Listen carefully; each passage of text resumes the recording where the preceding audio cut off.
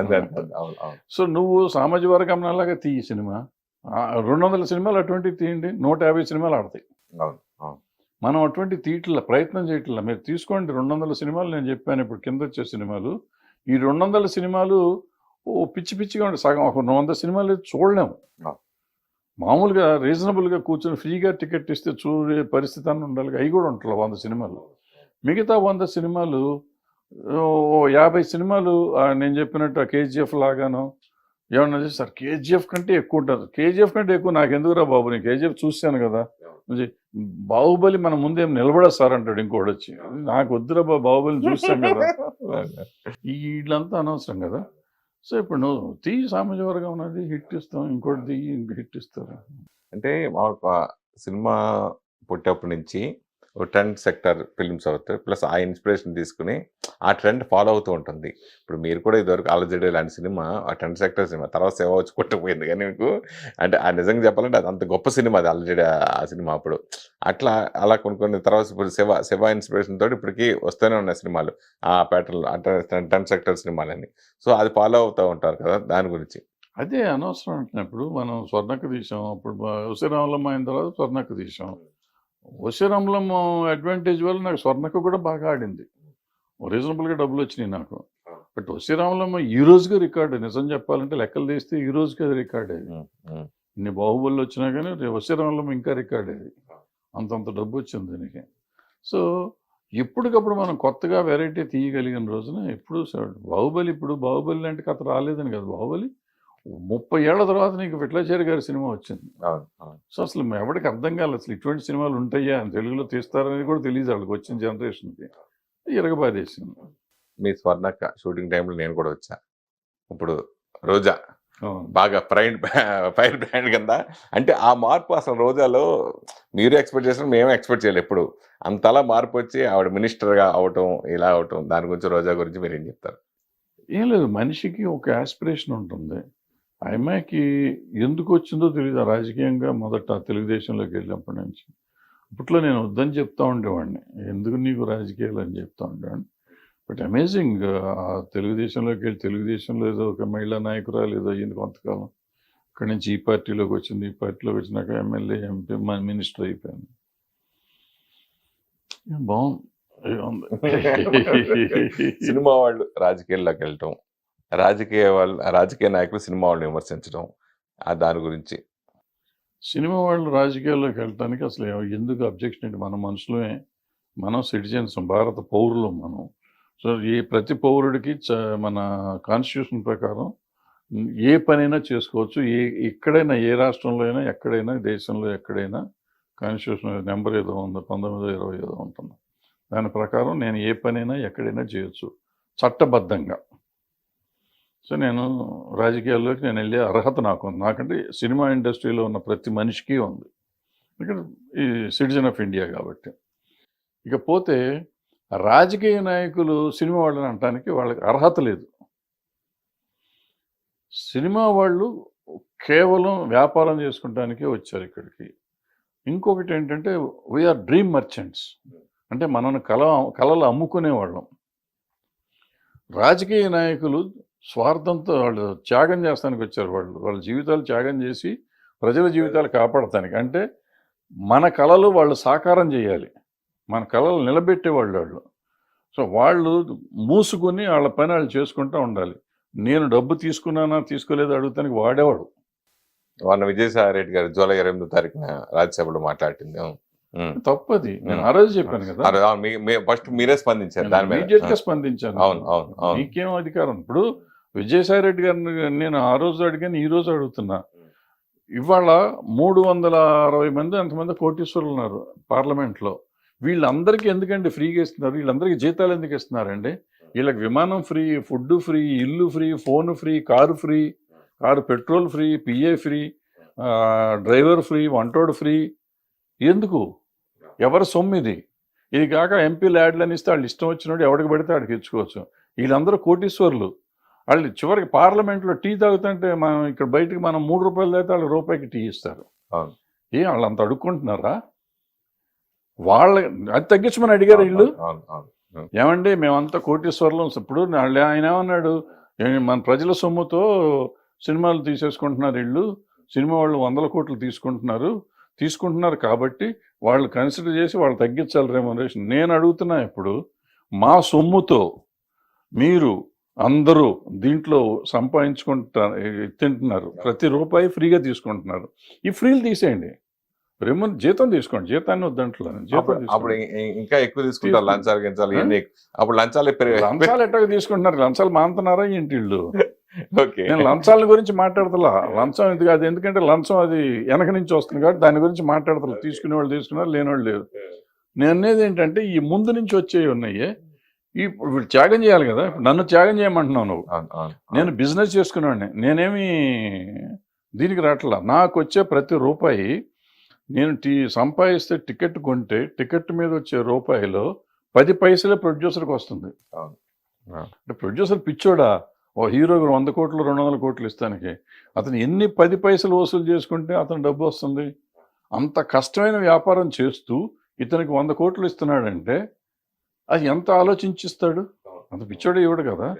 మరి అటువంటి వ్యాపారం చేస్తున్న వాళ్ళని ఇక్కడ నువ్వు ఏమీ చేయకుండా ఎలక్షన్లో గెలిచిపోయి మా సొమ్ముతో మిమ్మల్ని ఉద్ధరిస్తామని చెప్పి వచ్చి మొత్తం ఫ్రీగా తీసుకుంటూ దేశాన్ని దోసుకు తింటా ఉంటే మిమ్మల్ని గురించి మేము మాట్లాడాలా, మమ్మల్ని గురించి మీరు మాట్లాడాలా? ఓకే, ఎవరు మాట్లాడాలి? సినిమా వాళ్ళ గురించి రాజకీయ నాయకులు మాట్లాడాలి, రాజకీయ నాయకుల గురించి సినిమా వాళ్ళు యాజ్ ఇట్ ఈస్గా ప్రజలు. సినిమా వాడైనా కానీ ప్రజ. నేను రాజకీయ నాయకుడిని తిట్టే హక్కు నాకు ఉంది, కానీ నేను వ్యాపారం చేసుకునేవాడిని తిట్టే హక్కు, నేను తప్పు చేశానుకో, నేను ఇన్కమ్ ట్యాక్స్ ఎగ్గొట్టాను, లేకపోతే దొంగ రవాణా చేశాను, లేకపోతే ఏదో ప్రాసిక్యూషన్ చేశాను, నా మీద కేసు పెట్టను. చట్ట వ్యతిరేక చర్య నేను చేస్తే మాట్లాడే హక్కు నీకుంది. నా జీతాన్ని గురించి మాట్లాడే హక్కు నీకే ఉంది. నీకేమన్నా ఉంటే గట్టిగా మాట్లాడాలంటే, అయ్యో అండి సినిమాల ఇండస్ట్రీలో కార్మికులకు తక్కువ ఇస్తున్నారండి అని చెప్పు. నిజం అయ్యి ఉంటే అది నిజం అబద్ధం మేము చెప్తాం. అంతే తప్ప వాడని తీసుకున్నాడు వీడిని తీసుకున్నాడు నువ్వే ఓడిపోయా, నువ్వు తీసుకునే దాని గురించి మాట్లాడు. నేను I would have been happy అండి. ఆయన ఏమండి మనంతా డబ్బు ఉన్నవాళ్ళు ఇంత తీసుకుంటున్నాం, ప్రజల సొమ్ము వేస్ట్ అయిపోతుంది, మనం ఇవన్నీ క్యాన్సిల్ చేద్దాం అని ఒక మాట అని ఉంటే అసలు ఆయన కాళ్ళకి దండం పెట్టేవాడిని. అంటే ఆయన విజయసాయి రెడ్డి అలా మాట్లాడినప్పుడు మీలాంటి వాళ్ళు అరా కొర మాట్లాడారు. ఇంకా ఒకసారి ఆ ఫంక్షన్లో చిరంజీవి గారు మాట్లాడేటప్పటికి వరుసగా మీద అడిపారు పొలిటికల్ అందరూ కూడా, పొకోడి గాళ్ళు అని ఇట్లా రకరకాలుగా కామెంట్ చేయడం. ఎందుకు పరిశ్రమ నుంచి ఎవరు స్పందించలేకపోయారు? మనకి సిగ్గులేదు. చివరికి చిరంజీవి గారు చెప్పారు, చిరంజీవి గారికి హ్యాట్స్ ఆఫ్. ఎందుకంటే ఇంతకాలానికి ఆయన ధైర్యం చేసి చెప్పాడు. అది ఆయన మాట్లాడు మామూలుగా మాట్లాడాడు. ఫస్ట్ టైం మాట్లాడాడు. ఎవరు నిలబడ్డారు, ఎవరు మాట్లాడారు అసలు? నేను ఆయనకి పర్సనల్గా చెప్పా, ఏమంటే మీకు ఎవరు రారు, ఆయన సీఎం దగ్గరికి వెళ్ళినప్పుడు చెప్పి ఎవరు రారు మీరు ఇంట్లో ఇన్వాల్వ్ అవుద్దని ఆయనకి చెప్పాను. ఆయన కోపం వచ్చింది. సీఎం దగ్గరికి వెళ్ళారు వీళ్ళందరిని తీసుకుని. ఆ రోజే చెప్పా, మీరు ఇందులో ఏలు పెట్టొద్దు, ఇదేంటి తేనె తుట్టిది, మిమ్మల్ని కరుస్తే తప్ప ఎవరు రారు మీ దగ్గరికి అని చెప్పాను ఆయనకి. అడగండి మీరు, నేను చెప్పానో లేదు అడగండి. ఓకే ఓకే ఓకే చెప్పాను. ఆయన చెప్పారు రారు, ఎందుకు వస్తారు వాళ్ళు? వాళ్ళ అవసరానికి చిరంజీవి గారిని వాడుకుంటారు, మామూలుగా కాదు అసలు. వాళ్ళు వాడుకుంటారు. ఈయన అమాయకుడు పడిపోతూ ఉంటాడు. చెప్పానండి ఆయన నాకు నా బాధ్యతగా నేను చెప్పాను. నాకు సంబంధం లేదు ఇక ఎంత మనకేం, నన్ను ఇంట్లో మనిషిం కాదు, కట్టేసి వెళ్తానికి వీల్లేదు అనలేం కదా. మనకు ఇప్పుడు మామూలుగా మనకి కొంచెం శత్రుత్వంగా ఉంటాం. ఒక పార్టీలో కొంతమంది ఉంటారు, ఇంకో పార్టీలో కొంతమంది ఉంటారు.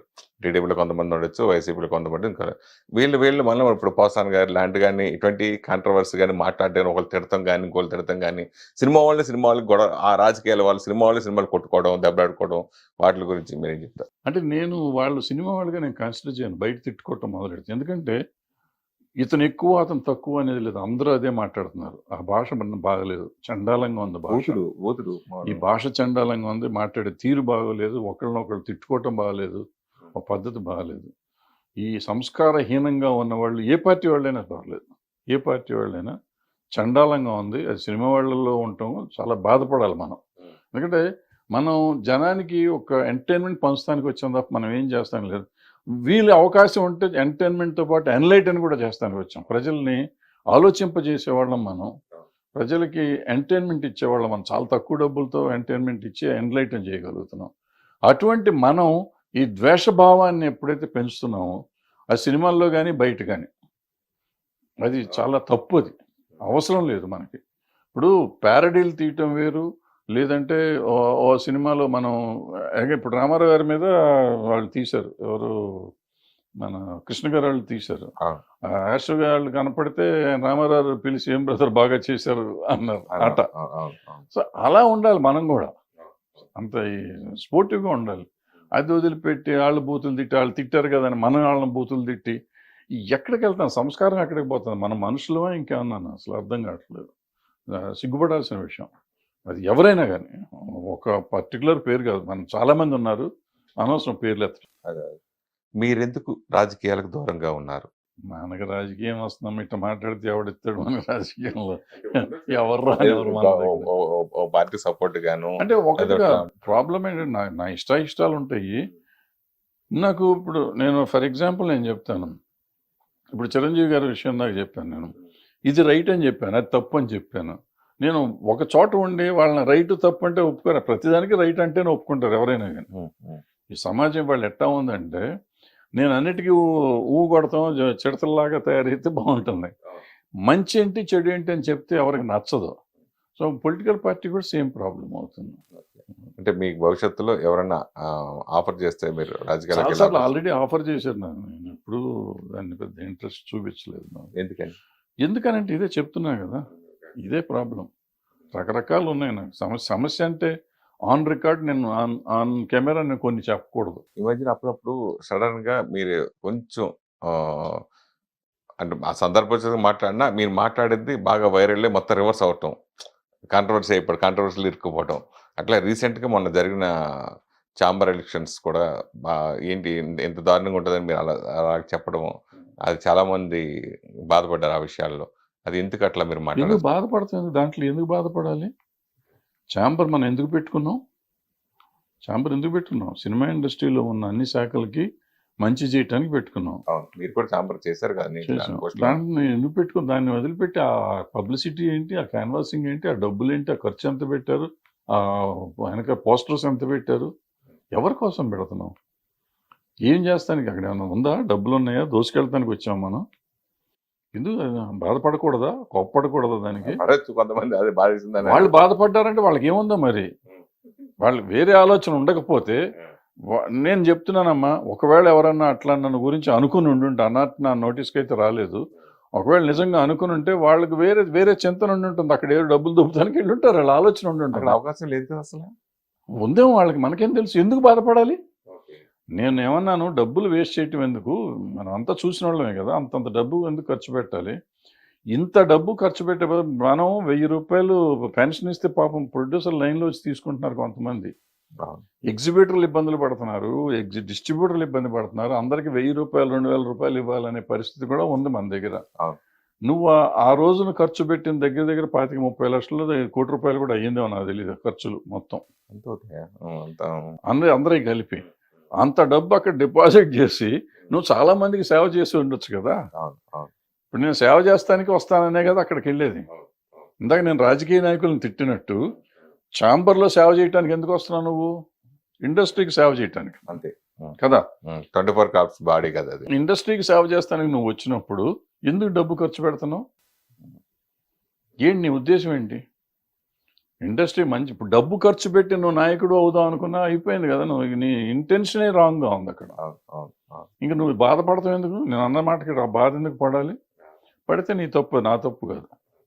నేను రాజకీయ నాయకుడిని తిట్టే నాకు హక్కు ఉన్నప్పుడు నువ్వు ఎలక్షన్ చేసినప్పుడు ఇక్కడ కూడా తప్పే కదా. మన సినిమా వాళ్ళని మాత్రం తిట్టకూడదు, వాళ్ళని మాత్రం తిట్టాలి. దాసరి గారి దగ్గర మీరు, సి కళ్యాణ్ గారు, వీళ్ళందరూ కూడా ఆయన అడుగుజాడల్లో సమస్యలు వచ్చినా పరిష్కరిస్తూ చేస్తూ వచ్చారు. ఇండస్ట్రీకి సంబంధించి ఏ ప్రాబ్లం వచ్చినా. అలాంటిది సి కళ్యాణ్ గారు మొన్న ఓడిపోవడానికి మెయిన్ రీజన్ ఏంటి మీ దృష్టిలో? ఓడిపోలేదు, ఆయన గెలిచాడు కదా. ఆయన గెలిచాడు. ఇప్పుడు అది ఎలక్షన్ అన్నాక మామూలే. ఇప్పుడు ప్రొడ్యూసర్స్ సెక్టర్లో ఆయన గెలిచాడు, అందరూ గెలిచారు. ప్రొడ్యూసర్ సైడ్ నుంచి ఈయన గెలిచాడు, ఆయన గెలిచాడు. వాళ్ళకి ఆయనకి మెజారిటీ ఉంది, ఆయన వచ్చాడు, అంత సింపుల్. దాంట్లో ఓడిపోవటానికి కారణం వేరే కారణాలు ఏమి ఉండవు. ఇప్పుడు అందరూ గ్రూపులు అయిపోయినాయి కదా, గ్రూపుల మీద అట్లా వస్తూ ఉంటుంది. ఒకళ్ళు ఓటమి ఒకళ్ళు గెలుపు కామనే కదా. అయితే కళ్యాణ్ గారు మీతో బాగా అవినాభావ సంబంధం కదా, ఆయన ఓడిపోవటానికి రీజన్ ఏంటి అన్న? రీజన్ ఏం లేదమ్మా, రాజకీయం. ఇదంతా రాజకీయం ఏముంటుంది? రాజకీయమే, ఎవరి రాజకీయం వాళ్ళకు ఉంటుంది. దాని గురించి ఏం మాట్లాడతాం మనం? మనకి నిజంగా నాకు పట్టించుకోవటం కూడా లేదు, 5 ఏళ్ల నుంచి అది పట్టించుకోవట్లేదు. ఎందుకు అట్లా దూరంగా ఉంటాయి? ఎందుకు, ఏముంది దాంట్లో? నేను ప్రొడ్యూసర్ ఛాంబర్ ప్రెసిడెంట్గా చేశాను. అవును. నేను చేసినప్పుడు దగ్గర దగ్గర 5-6 జీవోలు తీసుకొచ్చాం. అప్పుడు వెళ్ళి గవర్నమెంట్ చుట్టూ తిరిగి సబ్సిడీలు రావాలి. ఆ రోజుకి ఈ రోజుకి రాలా, ఇంకొక 3-4 కోట్ల అంత సబ్సిడీలు రావాలి మనకి. దానికి కూడా అప్పుడు ప్రయత్నం చేస్తా ఉన్నా. ఆల్మోస్ట్ అయిపోతున్న time. 2 months 3 months extension general body meeting పెట్టి తిరుపతిలో జనరల్ బాడీలో యాక్సెప్ట్ అయిపోయింది 3 months ఎక్స్టెన్షన్కి. ఆ ప్రెసిడెంట్కి ఇంకో 3 నెలలు బాడీ అంతా ఉండేటట్టు, తర్వాత ఎలక్షన్ పెట్టేటట్టు. అక్కడి నుంచి తిరిగి వచ్చాం. తిరుపతి నుంచి తిరిగి వచ్చినాక కొంతమంది పెద్ద మనుషులు అంతా కలిసి రాత్రి హడావిడి చేసి 1 week or 10 days నోటీస్ ఇవ్వాల్సిన దాన్ని కూడా బైపాస్ చేసి జనరల్ బాడీ మళ్ళీ పెట్టి ఎలక్షన్ పెట్టి తీరాల్సిందే, భరద్వాజ్ దిగిపోవాల్సిందే అని చేశారు. సరే, నన్ను దింపేశారు. నన్ను దింపితే నాకు ఊడిందేం లేదు, నాకు పోయిందేమన్నా ఉందా? పోనీ సబ్సిడీ తెచ్చారు, ఈ రోజుకి రాలా. ఓకే, పాపం చాలా మంది అలా బలైపోయారు. 40 మందికి రావాలి 3 కోట్లు. ఇప్పుడు ఒక ప్రొడ్యూసర్ గారు వెళ్ళి కోర్టుకి వెళ్ళి ఆయనకు ఆర్డర్ వచ్చింది. 52% ఆంధ్ర గవర్నమెంట్, 48% తెలంగాణ గవర్నమెంట్ ఇవ్వాలని. ఆ జీవో చూసినాక నేను ఒక స్టేట్మెంట్ ఇచ్చి, ఈ రోజు వరకు ఎవరు ఇవ్వాలా, ఇంకా ఎవరు మాట్లాడతలా. నేను 3 సార్లు చెప్పాను దీని గురించి. ఆ గవర్నమెంట్ ఈ గవర్నమెంట్ అంటే 2 కోట్లు 2.5 కోట్లు అవుతుంది అంతే. Okay okay. ఈ 2 కోట్లు అనేది పెద్ద విషయం కాదు. వీళ్ళు ఇన్ని కొట్టుకునే బదులు మొన్న ఎలక్షన్లో ఖర్చు పెట్టిన డబ్బులు వీళ్ళకి ఇవ్వచ్చు. లేదనుకుంటే ఆ సీఎం దగ్గరికి ఈ సీఎం దగ్గరికి వెళ్ళి డబ్బులు ఇప్పించవచ్చు. 2 కోట్లు వాళ్ళకి పెద్ద అమౌంట్ కాదు వాళ్ళ గవర్నమెంట్కి. ఓకే. ఇటువంటివి చేయాలి కదా. ఏమీ చేయకుండా ఎదవ రాజకీయం చేసి వాడు ఉండకూడదు వీడు ఉండకూడదు, వీడిని నాశనం చేద్దాం వాడిని నాశనం చేద్దాం అనుకునే వాళ్ళు ఉన్న సమాజంలో మనం ఎందుకు దూరాలు ఏలెందుకు పెట్టాలి? నాకు అవసరం లేదుగా. ఇప్పుడు నేను చెడు చేస్తా అంటే నన్ను పంపించేయి, నేను మంచి చేస్తా అంటే మంచి చేస్తున్నాను వద్దనుకుంటే.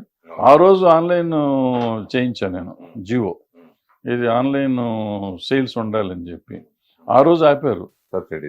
సబ్సిడీ కాదు, మన టికెటింగ్, ఆన్లైన్ టికెటింగ్. ఆ రోజు అప్పుడు నేను జియో తెచ్చేసాను ఆ రోజు. Okay okay.